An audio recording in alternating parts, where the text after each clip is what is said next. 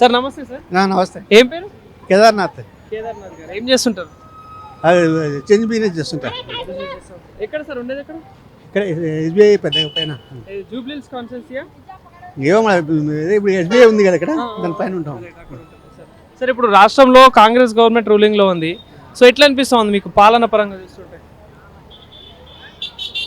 మంచిదే ఉంది. ఇప్పుడు జనాభా లెక్కలది ఓట్లు దిగుడు చూస్తున్నారు కదా, దాంట్లో ఉన్న వాళ్ళు ఎంత ఉంది, పోయిన వాళ్ళు ఎంత ఉంది ఉంటుంది కదా, మంచి పని చేస్తున్నారు. అది సార్. అయిన తర్వాత మళ్ళీ పోయిన వాళ్ళు ఎంతమంది కనుక్కొని, పోయిన వాళ్ళ మీద కూడా పెన్షన్స్ పోతుంటాయి కదా, వాటి నిర్ధారణ అయిన తర్వాత మళ్ళీ కొత్తగా చేయూత పథకానికి అప్లికేషన్లు పెట్టుకోవచ్చు అంట. అది కూడా మంచి పనే. అంటే ఇప్పుడు రాష్ట్రంలో కాంగ్రెస్ గవర్నమెంట్ ఉంది, ఇంతకుముందు బీఆర్ఎస్ గవర్నమెంట్ ఉండే కదా.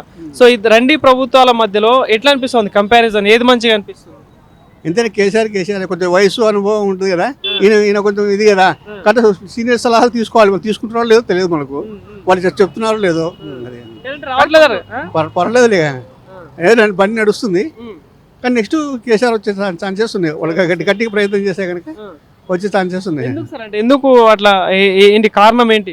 అంటే ఆయనకు కేసీఆర్ గారికి అడ్మినిస్ట్రేషన్ తెలుసు, ఈయన కొంచెం తెలియదు.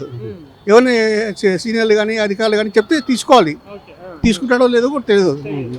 కానీ 10 ఏళ్ళు కేసీఆర్ ఏం చేయలేదు, అప్పులు రాష్ట్రం చేసిపోయిందని చెప్పేసి ఇప్పుడు నా ముఖ్యమంత్రి మాట్లాడుతున్నాడు. అది ప్రతి ముఖ్యమంత్రి జనరల్ గానే అనే మాట. నిజం ఒకరి మీద ఒక నిజం ఉండొచ్చు, అబద్ధం ఉండొచ్చు. ఇప్పుడు అట్లా అనుకుంటే అది ఈయనను రేవంత్ గారిని అరెస్ట్ చేయించాడు పెళ్లి టైంలో.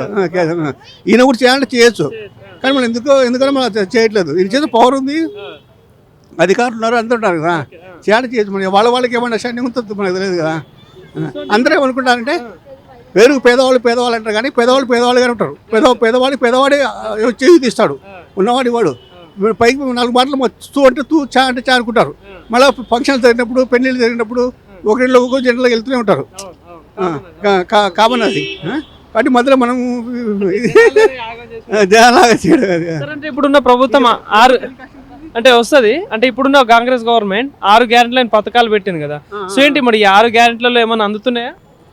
ఏమో తెలియదు, కానీ అధికారులు మాత్రం జాగ్రత్తగా ఉన్నారు. ఇందిరామింట్ల విషయంలో కొంచెం ఏమైనా మోసాలు జరగచ్చు, ఒకరితో జరగచ్చు, కొంత డూప్లికేట్ కూడా రావచ్చు. వాటి జాగ్రత్తగా ఉన్నాయని ప్రజలకు సూచనలు చేస్తున్నారు. ఇంకోటి ఇప్పుడు ఈ 6 గ్యారెంటీలో భాగంగా ఇప్పుడు ఈ ఫ్రీ బస్ కావచ్చు, మహిళలకి 2500 అన్నారు, పెన్షన్ అన్నారు 4000 ముస్లిం వాళ్ళకి. సో ఇట్లా సన్న బియ్యము కరెక్ట్ పాయింట్ మాట్లాడారు. ఈయనకంటే వెనకొచ్చాడు ఆంధ్రలో చంద్రబాబు. ఆయన పెన్షన్ పెంచాడు. ఆయన ఈయనకంటే ముందు వచ్చినాడు. పెంచుతా అంటున్నాడు, కానీ పెంచట్లేదు. ఆయన పీరియడ్ అయిపోవడానికి వస్తుంది, రావచ్చు రాకపోవచ్చు, దైవదినం. కానీ అలా చెప్పలేము. ఒక ఎలక్షన్స్ టైంలో పెంచుతాడేమో. నేనైతే ఇంతవరకు అప్లికేషన్ పెట్టుకోలేదు. ఈ ఓటర్లు అయిన తర్వాత పెట్టుకోవాలనుకున్నా. అది కూడా యూట్యూబ్లో గూగుల్లో చెప్తున్నారు, చేయూత పథకానికి కొత్తగా అప్లికేషన్ పెట్టుకోండి అని చెప్పి. అసలు వెబ్సైట్ కొంతకాలం బంద్ ఉండింది, మళ్ళీ ఇప్పుడు ఓపెన్ అయిందంట, ఓపెన్ చేస్తారంట. అయితే 3 వరకు ఓటర్ల ఇదే ఉంటుంది. పోతే కూడా అధికారులు మనమే మాట్లాడరు, వాళ్ళ పనిలో వాళ్ళు ఉంటారు. ఇంకోటి జిహెచ్ఎంసీ ఎలక్షన్స్ వస్తాయి, ఎట్లుంటది? ఎవరికి ఫేవర్గా ఉంటుంది అది చెప్పలేము. అది ఇప్పుడు కాంగ్రెస్ ఉంది, బీఆర్ఎస్ ఉంది, బీజేపీ ఉంది కదా, 3 పార్టీలు ఉన్నాయి. సో ఎవరికి ఎక్కువ అవకాశం ఉండొచ్చు ఇప్పుడున్న పరిస్థితుల్లో? అంటే చెప్పలేము. మన ఒకటి తాను ఒకరు తెలిసి దేవ ఒకరు తెలిసి అంటారు కదా. అదే ప్రజల ఇష్టం. అది ప్రజలు ఎట్లా అనుకుంటే అది ప్రజాస్వామ్యం కాబట్టి ప్రజలు ఎట్లా అనుకుంటే అట్లా. అది డెవలప్మెంట్ ఏమైనా కనిపిస్తుందా మరి ఇప్పుడు ఏరియాలలో? కానీ అసలు ఈ టైంలోనే కేసీఆర్ గారు వచ్చేవారు లెక్క ప్రకారం అయితే. రేవంత్ గారు రాలేకపోయేవారు. అయితే ఇంకా రేవంత్ గారు ఎందుకు వచ్చారంటే ఈయన ఆర్టీసీని బాగా వాడుకున్నాడు, సకాలంలో సమ్మెని అదని ఇదని. దాన్ని గవర్నమెంట్లో కలుపుతున్నాడు. 10 ఏళ్ళ అవకాశం వస్తూ కూడా కలపలేకపోయాడు. లాస్ట్ మూమెంట్లో ఫైల్ మూవ్ చేశాడు, కానీ అది ఎటు కాకుండా అయిపోయింది. ఈయనైతే హామీ ఇవ్వలేదు, కానీ చేస్తాడో చేయడో తెలియదు. చేస్తే పెన్షన్ పెంచడం కానీ, ఆర్టీసీని కలపడం కానీ ఇటువంటి ఉపయోగకర పనులు చేస్తే వస్తే రావచ్చు, లేదంటే కేసీఆర్ వచ్చే ఛాన్సెస్ ఉన్నాయి. అట్లా.